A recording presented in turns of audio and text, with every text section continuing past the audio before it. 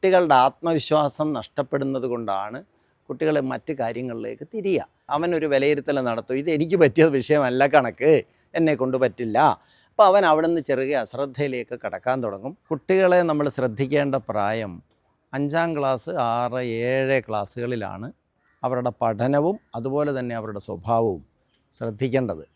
അതിൽ നമ്മൾ പിഴച്ചു പോയാൽ കുട്ടി 8-ാം ക്ലാസ്സിലെത്തുമ്പോൾ 13 വയസ്സ് കഴിഞ്ഞു. കുട്ടികളുടെ ശാരീരിക മാനസിക വളർച്ച ഒരു 13 വയസ്സ് തൊട്ടാണ്. കുട്ടികളുടെ തന്നിഷ്ടങ്ങൾ കടന്നു വരുന്നൊരു പ്രായമാണ്. പിന്നീട് നമുക്കവരെ നമ്മുടെ കൺട്രോളിലേക്ക് കൊണ്ടുവരാൻ കഴിയില്ല.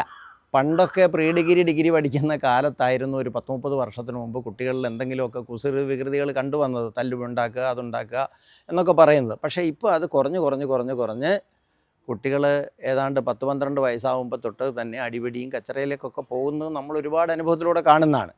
അപ്പോൾ ഏറ്റവും ശ്രദ്ധിക്കേണ്ട കാര്യം, എന്തുകൊണ്ടാണ് ഈ കുട്ടികൾ ഈ ചെറുപ്രായത്തിൽ ഇങ്ങനെ പോകുന്നതെന്നുള്ളതിന് ഒറ്റ കാര്യമേ ഉള്ളൂ. കുട്ടികൾക്ക് അടിസ്ഥാനപരമായ ഒരു വിദ്യാഭ്യാസം ഒരു വിഷയത്തിലുമില്ല. അപ്പോൾ ഉദാഹരണം, ഇപ്പോൾ മാത്തമാറ്റിക്സ് എടുത്താൽ കൂട്ടുക, കുറയ്ക്കുക, ഗുണിക്കുക, ഹരിക്കുക, കോമ്പൗണ്ട് ഇൻട്രസ്റ്റ് എന്നൊക്കെ പറഞ്ഞ് കുറേ ബേസിക്കലായ കാര്യം മാത്തമാറ്റിക്സിൽ നമ്മൾ പഠിക്കുന്നത് ഈ UP സെക്ഷനിൽ പഠിക്കുമ്പോഴാണ്. അത് കുട്ടികളുടെ തലയിൽ കയറിയിട്ടില്ലെങ്കിൽ കുട്ടി 8-ാം ക്ലാസ്സിലെത്തുമ്പോൾ അവന് മാത്തമാറ്റിക്സ് ഒരിക്കലും അവൻ്റെ തലയിൽ കയറൂല. അവനൊരു വിലയിരുത്തൽ നടത്തും, ഇത് എനിക്ക് പറ്റിയ വിഷയമല്ല കണക്ക്, എന്നെ കൊണ്ട് പറ്റില്ല. അപ്പോൾ അവൻ അവിടെ നിന്ന് ചെറിയ അശ്രദ്ധയിലേക്ക് കടക്കാൻ തുടങ്ങും. പിന്നെ അവൻ ഇഷ്ടമുള്ള കാര്യത്തിലേക്ക് തിരിഞ്ഞു പോകും. കാരണം കുട്ടികളുടെ ആത്മവിശ്വാസം നഷ്ടപ്പെടുന്നത് കൊണ്ടാണ് കുട്ടികൾ മറ്റ് കാര്യങ്ങളിലേക്ക് തിരിയുക. അപ്പോൾ എതിർലിംഗത്തിനോടുള്ള ഇഷ്ടം വരാം, മൊബൈലിനോട് ഇഷ്ടം വരാം, അതല്ലെങ്കിൽ തല്ലും പിടിയും കൂടുന്നതിനോട് ഇഷ്ടം വരാം, അതല്ലെങ്കിൽ ഇങ്ങനെ ബീഡി സിഗരറ്റ് വഴി കടന്നു വന്ന് അത് മയക്കുമരുന്നിലേക്കൊക്കെ എത്തിപ്പെടും.